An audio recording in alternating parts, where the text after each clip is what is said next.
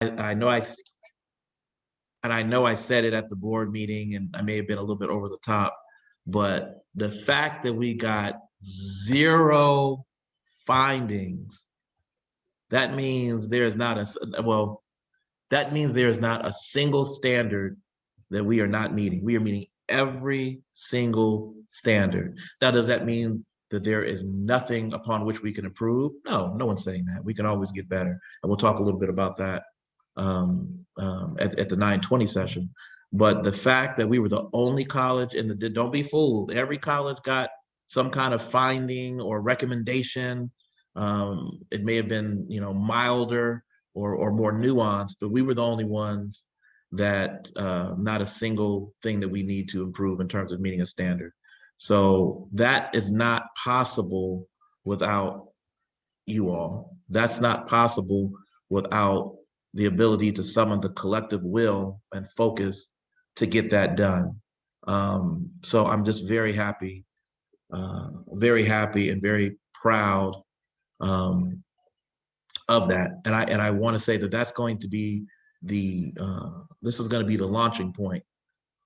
You've heard that phrase, today is the first day of the rest of my life. Well, that's how I'm looking at it in terms of Merritt. We're not going back, y'all. We're never going to go back to the point where we are, scrambling to figure out how we're going to meet a standard, or scrambling trying to marshal data and resources to show how we meet the mark. So it's a good thing that we, reach that level, but it's also a level of responsibility going forward, that now that we know we can get there, there's no excuse for ever falling below that. So that's kind of my message in terms of accreditation. But I want to spend really the remainder of my 5 or 6 minutes before I turn it over to, I guess it'll be Tom with the Academic Senate. By now, most of you have read or have heard about the news from the Chancellor's office that Chancellor Carla Walter is resigning her position effective April 15th. As I said a little earlier to a different group, I would not sit here and try to persuade you into thinking that that's not a serious concern. One of the things, while Merritt College and all the colleges really receives very positive news about our accreditation, we know that there were some concerns noted by the visiting team. Some in standard 3 around our fiscal, I don't want to say deficiencies, fiscal concerns, fiscal management. Stability was their word. Good word. Fiscal stability at the district level, but one of the things also in standard 4, not only in terms of our, not only in terms of this recent visit, but the special report that we needed to submit November 1st, one of the things that was specifically called out was executive turnover and stability or lack thereof in the leadership, the senior leadership.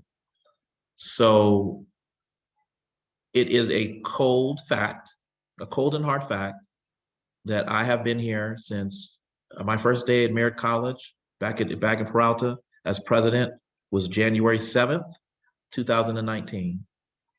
Following the lead of our board president, trustee Cindy Napoli-Bellarice, and saying she's going to find an interim, this will be chancellor number 5 in 26 months. So that is a concern. So I just want to just, address the elephant in the room, whatever you want to say.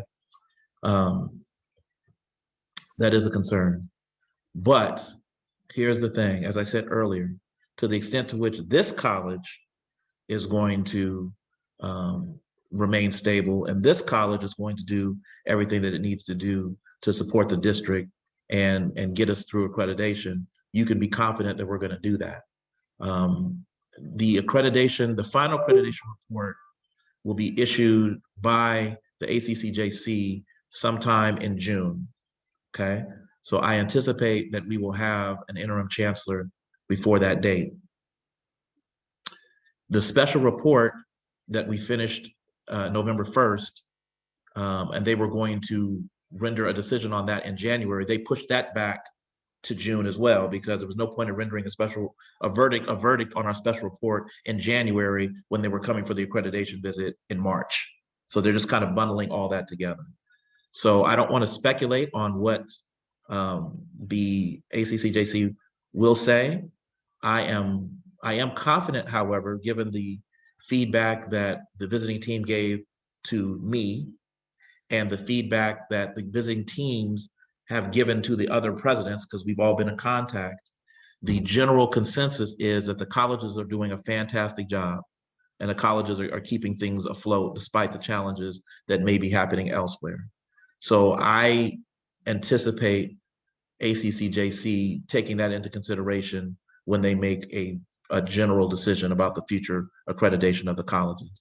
As we all know, districts are not accredited, colleges are.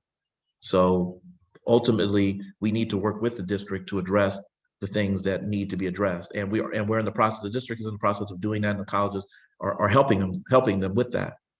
We also plan to have a conversation, the four presidents, with Stephanie Droker, who's the president of ACCJC. Obviously, she's aware of the recent development with the chancellor, but as a professional courtesy and check-in, the four presidents are going to talk to her, try to get a sense of if there's anything that we should or could be doing between now and June, and just let them know that we're fully committed to the colleges being fully accredited. I want to say two more things, and then I'll turn it over to Tom. First thing I want to say is, and this is not to be an alarmist, because I am a very, very optimistic person, and I have full confidence of everyone on this call, full confidence in everyone on this call and everyone at this college. And again, we showed that what we could do in our last accreditation visit. But I really want to reiterate, even though I'm celebratory and I'm confident and I'm over the moon about our results, we are still in a perilous time. And I really think it would behoove all of us to really focus in on what each of us can do in little and big ways to ensure the success of this institution. And that's in our instruction, that's in our administration, that's in our student services, to make Merritt College the indispensable institution in this area for our students. I say that because of the rather jolting news yesterday as well of seeing what's going on with Mills College.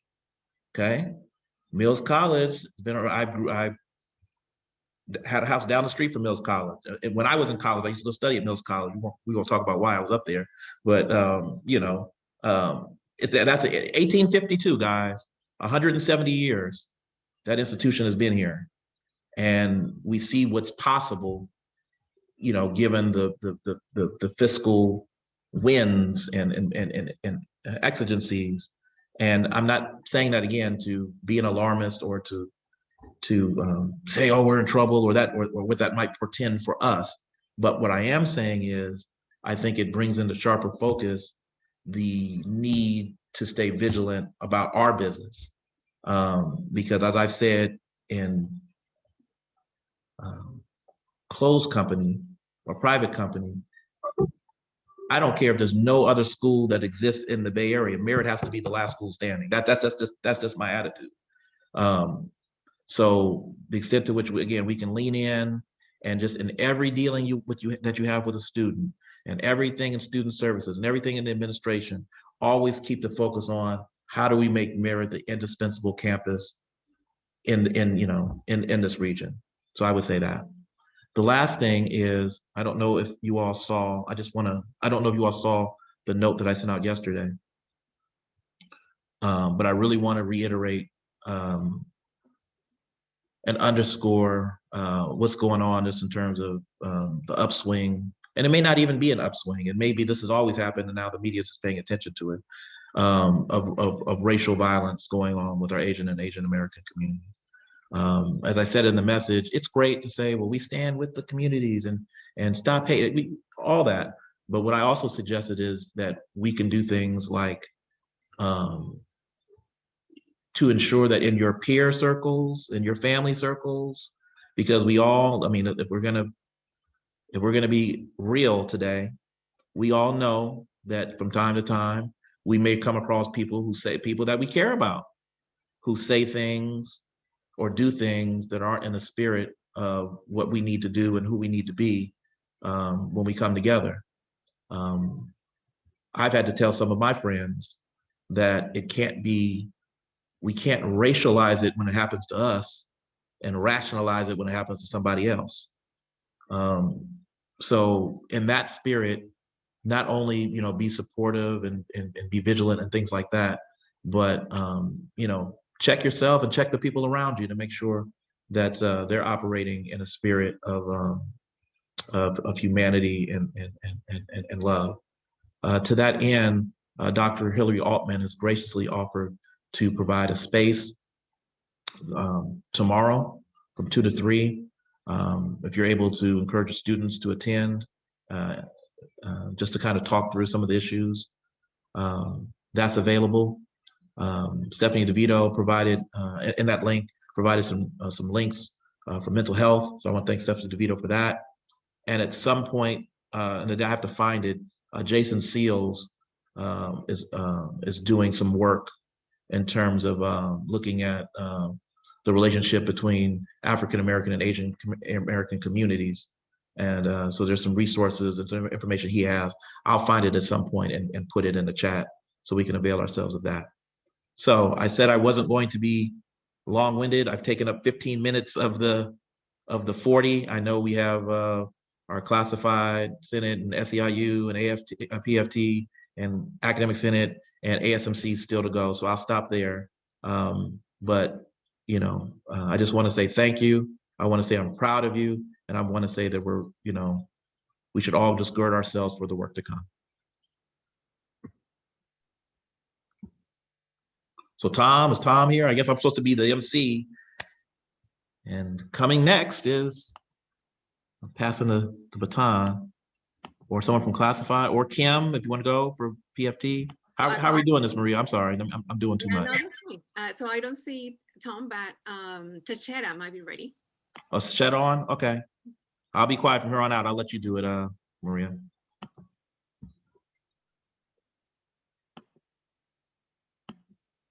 Good morning, everyone. Welcome back. Welcome back. Welcome back. It is another Flex Day, that's for sure. I do want to say to everyone, it's good to see your faces for Flex Day.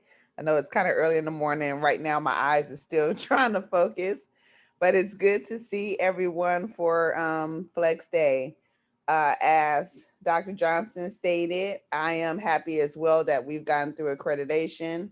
Thank you, everyone, for being as dedicated as you've been, especially during the climate that we're in with the pandemic. Personally, being the classified Senate president, I wouldn't even be myself without saying thank you to Classified for everything that you are doing and continuously do to provide service to our students, to our communities, to our faculty, to our administration. Believe me that your work does not go unnoticed.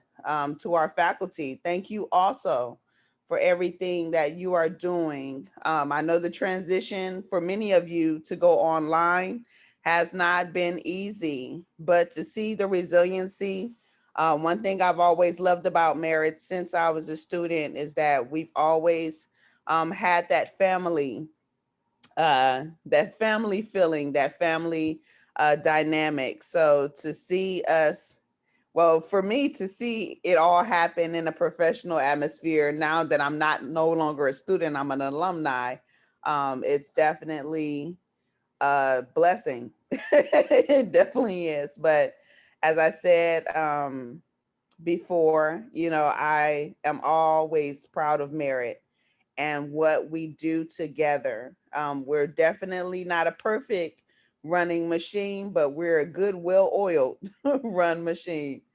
And to see our students transition, progress, as I say, as being a proud alumni, to be able to come back and serve my community means a lot. and to have coworkers, and I can't even just say coworkers because many of you have even become good friends of mine, has been a true blessing. I would also say that, as we know, like Dr. Johnson spelled out, that, Chancellor Walters is resigning, but yet and still, Merritt still has to carry on the torch. All of our colleges and campuses still have to carry on the torch. And for Merritt, this is not our first go round. We've gone through this rodeo more than once, but we still seem to keep it all together. And I pray that we continuously do that no matter what the circumstances are. And the transitions is that Merritt steps up for Merritt and its own.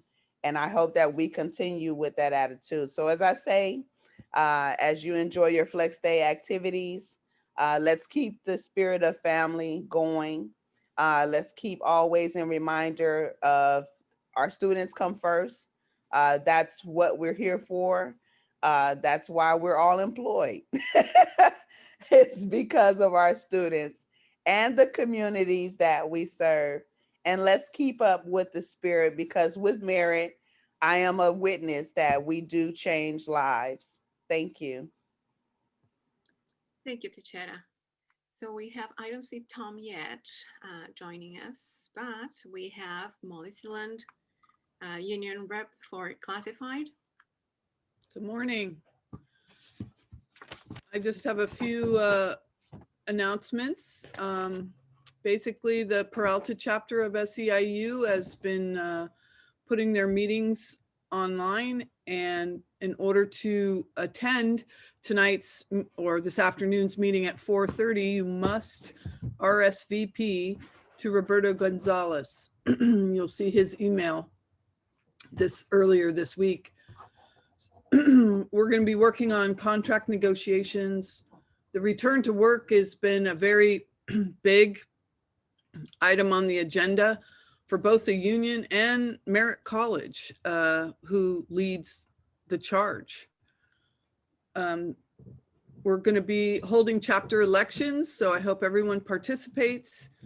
We're looking for committee updates for tonight. And I just want to put out an extra plea for stewards.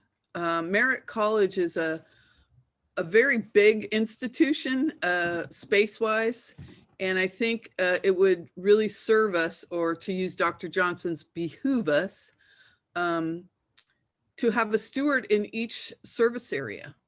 And so I'm calling out to the classified staff to step up, take the training online. We need stewards for student services, especially.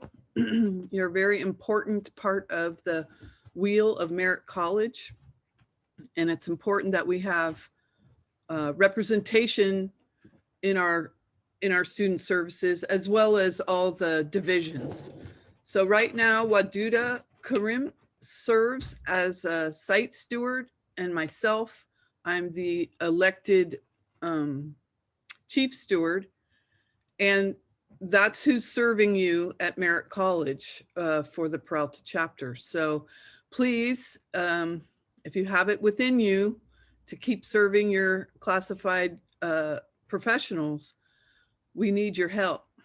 Some of us are terming out, so I really do appreciate all the work that you guys do and that we do together.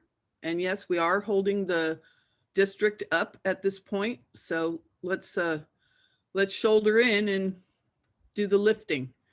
I'll see you later tonight. Thank you so much. Thank you, Molly. Okay, so I see Kim Murphy or Sheila in the call for faculty union reps. Yeah, hi, good morning, everyone. We just mostly have announcements, Kim and I, from the PFT. Kim, do you want to start, or would you like me to start? I can't see Kim. There she is. Maybe you start. Okay. Well, I think our biggest announcement is the achievement of part-time parity. The union is really, really excited about this and the long effort that it took. It isn't something that happened, because of this year. It's because of 10 years of effort on the part of the union or more. So it's a really big win for our colleges, as well as others that hopefully will get to follow suit. So it's a very, very big achievement that we're really, really excited about, and hope that our part-time also getting that news and excited about that as well, and what that means for them. Then we also have some membership meetings coming up. There's the general membership meeting for this semester is going to be April 8th from 12 to 1 Laney. And then the Merritt chapter meeting will be at the end of the semester, close to it anyway, May 11th from 4 to 5, where we can talk. Both of these meetings are an opportunity to talk a little bit more in depth about what the union is doing, and maybe understanding more of the issues around how we achieved parity, and other things that the union is working on. Let's see, I think, Kim, did you want to talk about the? Yeah. So I can talk about FAS will be reinstated by the end of the year. And that was a PERB settlement, to just let you guys know. And that's the Public Relations Board. And then let's see, there's 4 is the class caps for fall 2021.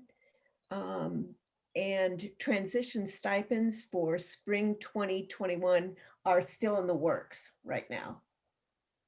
So Yeah, I think yeah, the class caps have been, as I understood it, have been set again for the fall, at the 32 that the union negotiated, 32 students, and you can go beyond that, but you can request that your classes are capped at 32, and that should be approved because of the negotiation that the union did.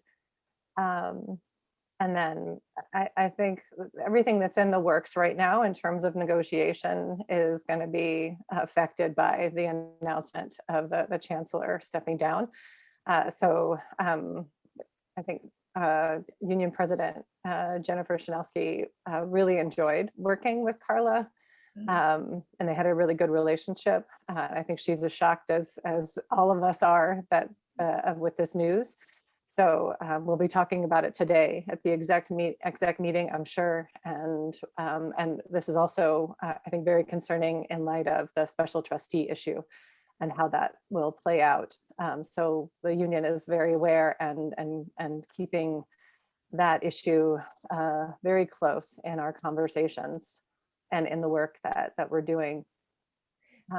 And I just had a couple more things that I added to the list today, that there also is a continuation of the intergroup dialogues work that I think is really, really beautiful extension of the work of the union that is happening for the colleges.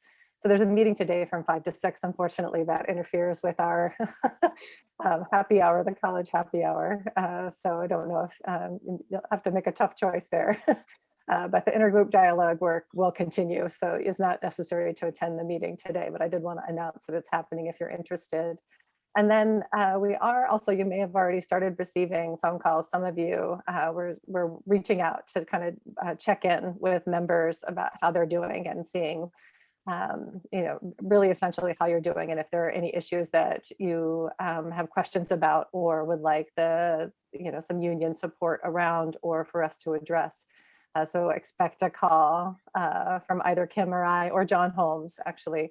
And I think that's all we have for now. Unless you have something else, Kim, go ahead, sorry. Yeah, there's just to announce that the part-time faculty will be having a meeting in April. The exact date hasn't been set, but it will be one Friday in April, and we'll send out announcements for that.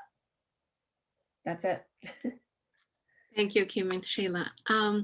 Okay, so we have our student president, ASMC president, Cooper in the call as well. Good morning. All right.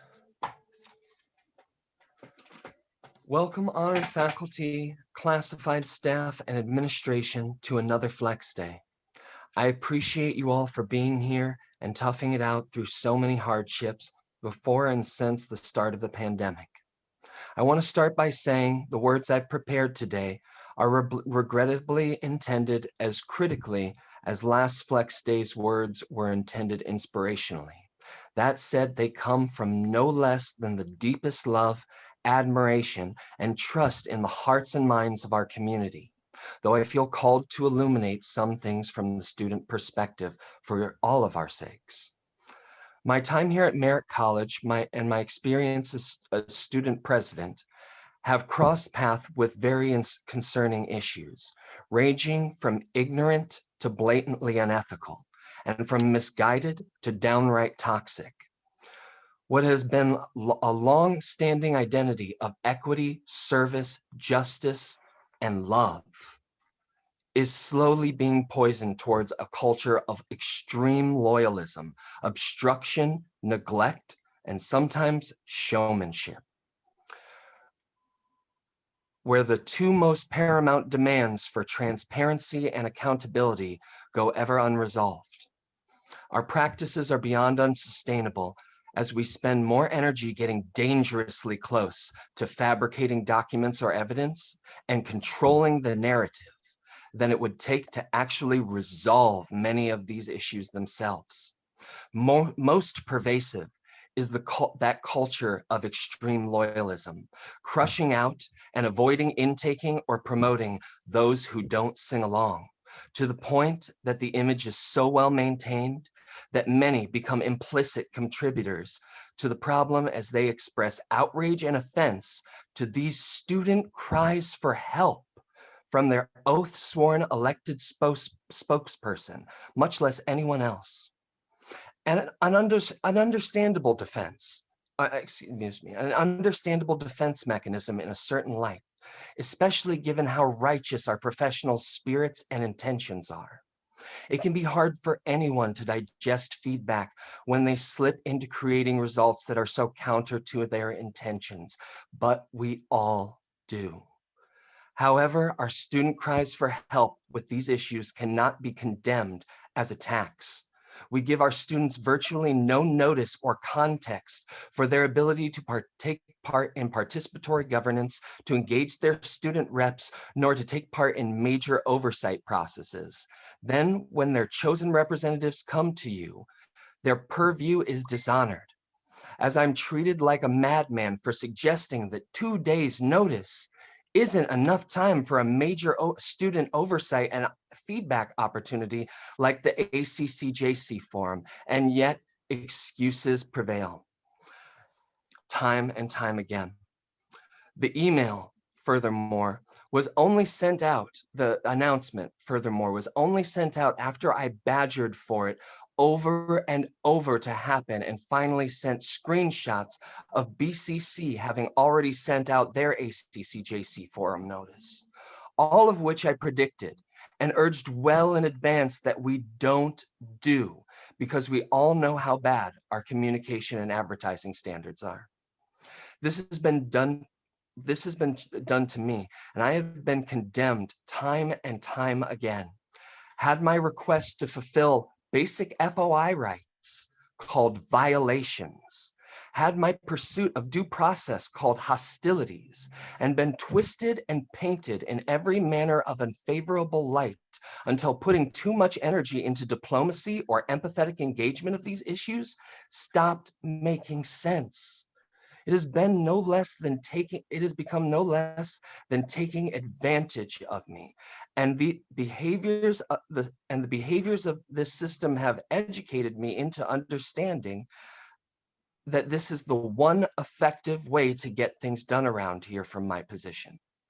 So after this year of being painted and treated so horribly, as I bent backwards to even critically question myself and my own certainty of these perspectives, as I see more and more evidence, I'd like to close by reading a few lines from our recent FICMAT report, the document that confirmed these long-standing fears of mine once and for all.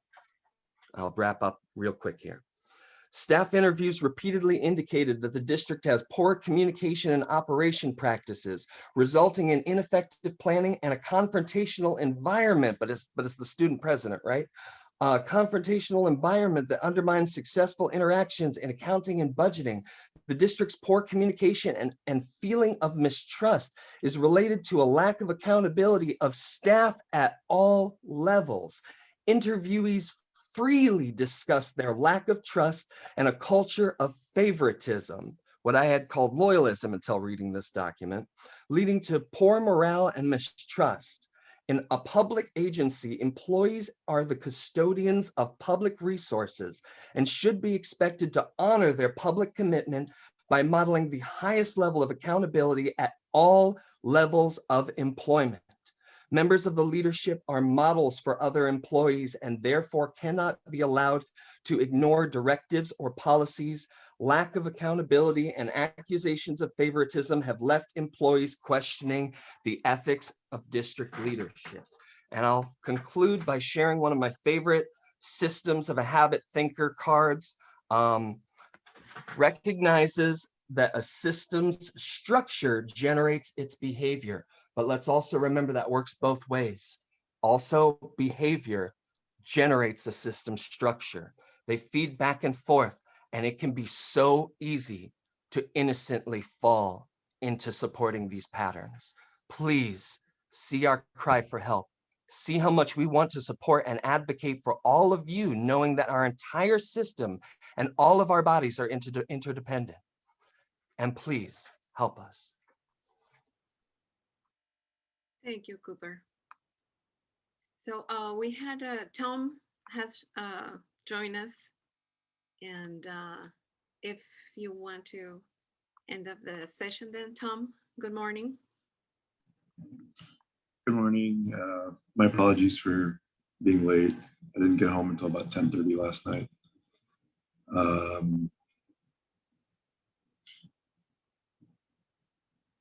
So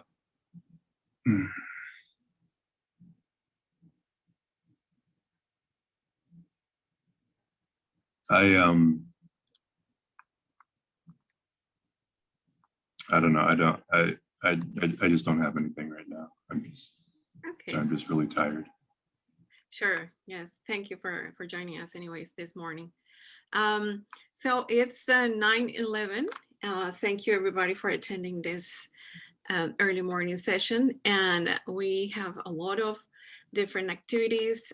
Following now is the accreditation updates. And there's going to be a lot of space to interact, to learn new things, to hear students. There is a panel there. We're going to hear from some alumni as well, and other students. And also, so different trainings in the afternoon. So please continue with us. And again, I encourage you to join our invitation to the different committees. Committees need people as well to help in the process, to enrich the process of participatory governance. So we're going to have a session also in the afternoon where we're going to promote that participatory governance component. So again, I mean, there might be, President Johnson, you want to say something last, or we just move into our break for everybody? Take off my little mask and take a little trip. No, I mean, I'm looking forward to a productive day.